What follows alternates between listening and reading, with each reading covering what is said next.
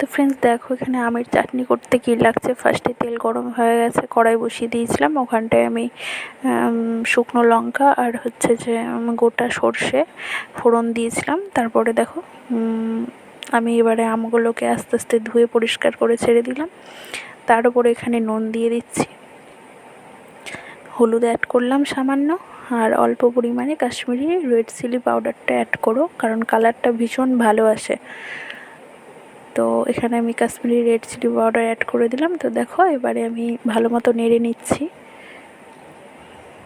আমগুলোকে, সব মশলাগুলো একসাথে নেড়ে নেব। ভালো মতো নেড়ে নিলাম। এবার এখানে নেড়ে দিয়ে কিছুক্ষণ হতে দেব, ভাবে ভাবে হবে, যার জন্য এখানে আমি ঢাকা দিয়ে দিলাম।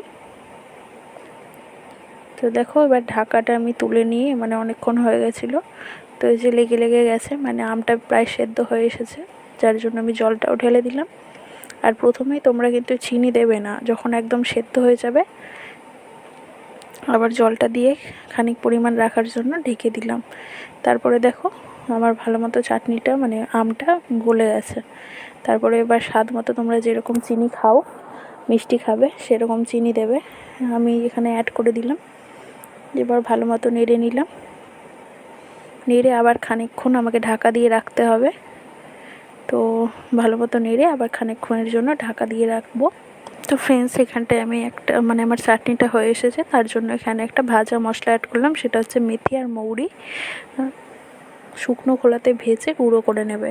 তো সেটা আমি লাস্টে, মানে ফ্লেমটা অফ করে দিয়েছি গ্যাসে, তো ঢেলে দিলাম। তো দেখো কেমন হয়েছে চাটনিটা। আমার চাটনি এবারে করা কমপ্লিট, এটা হচ্ছে ফাইনাল লুক। যদি ভালো লাগে প্লিজ আমার চ্যানেলটাকে সাবস্ক্রাইব করে আমার পাশে থেকো, আর কমেন্ট করে জানাবে কেমন হয়েছে।